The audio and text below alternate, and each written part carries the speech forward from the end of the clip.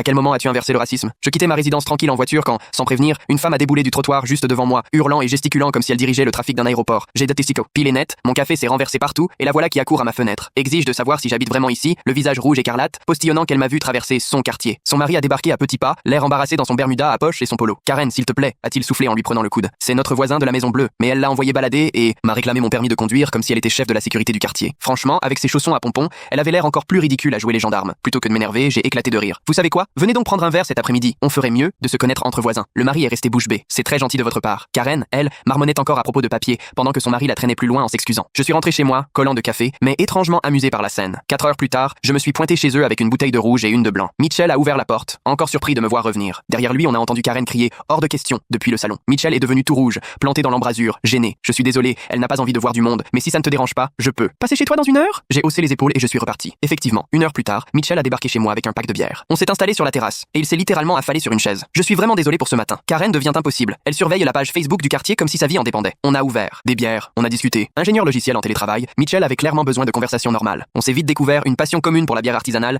et une allergie aux règlements de copropriété. À sa 3e bière, il m'a confié que Karen avait déjà appelé les flics sur 3 voisins différents ce mois-ci. Je lui répète qu'à force, elle va finir par nous attirer des ennuis, mais elle est persuadée de défendre la valeur des maisons, a-t-il soupiré. On a commandé des pizzas, on est allé regarder le match à l'intérieur, et pour la première fois de la journée, Mitchell s'est détendu. Il n'arrêtait pas de me remercier d'avoir pris les choses avec humour, de ne pas avoir porté plainte pour l'incident du matin. Tu sais ce qui est fou, a-t-il lancé à la mi-temps. En 23 ans de mariage, c'est la première fois que je passe du temps avec un pote sans avoir à demander la permission. On riait en se moquant de la dernière règle absurde sur la hauteur de la pelouse quand son téléphone s'est mis à vibrer. Il l'a ignoré, puis il a recommencé à sonner, encore et encore. Tu ferais peut-être mieux de répondre, ai-je suggéré. Mitchell a secoué la tête. Elle veut sûrement que je rentre tout de suite. Pour une fois, je vais profiter de ma soirée. Le téléphone a fini par se taire. On s'est tapé dans la main et on a ouvert une autre bière. Le match venait de reprendre quand j'ai remarqué quelque chose qui clochait. Une voiture est passée plusieurs fois devant la maison, puis une autre, toute au ralenti, comme si elle cherchait une adresse. Dis, Mitchell, Karen connaît mon numéro de maison? Non, pourquoi? Et c'est là qu'on a entendu des sirènes. Pas une, pas deux, mais ce qui semblait être toute la police du département. Les gyrophares rouges et bleus illuminaient la moindre fenêtre. J'ai jeté un œil derrière les stores et j'ai senti le sang se glacer dans mes veines. La maison était encerclée par des voitures de police, les agents abrités derrière leurs portières, armes au poing. Je voyais même des flics dans mon jardin, tout le quartier était bloqué. Oh mon Dieu, a chuchoté Mitchell, la mine livide en regardant par une autre fenêtre. Qu'est-ce qu'elle a bien pu leur raconter? Sur mon allée, j'apercevais Karen en grande conversation animée avec ce qui devait être le chef de la police, gesticulant vers ma maison, et je lisais sur ses lèvres des mots comme dangereux et otage. Même de loin, ses chaussons à pompons paraissaient grotesques dans ce contexte dramatique. Un mégaphone a grésillé. Ici la police, la maison est encerclée. Nous savons que vous êtes à l'intérieur. Mitchell et moi, on s'est regardés, pétrifiés. Quoi que Karen ait raconté, ce n'était sûrement pas juste. Mon mari regarde le foot. À la façon dont les policiers prenaient leur position, ils étaient persuadés qu'il se passait quelque chose de très grave. Tu veux que j'y aille? A balbutié Mitchell, livide. Attends, j'ai dit. Si elle leur a fait croire que tu es en danger et que tu sors tranquillement, ils comprendront qu'elle a tout inventé. Mais s'ils me pensent dangereux, le mégaphone a retenti à nouveau. Vous avez 30 secondes pour répondre avant notre intervention. Libérez l'otage immédiatement. Otage. Elle leur avait raconté que Mitchell était pris en otage. J'ai senti mes mains trembler en comprenant à quel point la situation pouvait dégénérer. Découvrez l'histoire complète en cliquant sur la vidéo ci-dessous.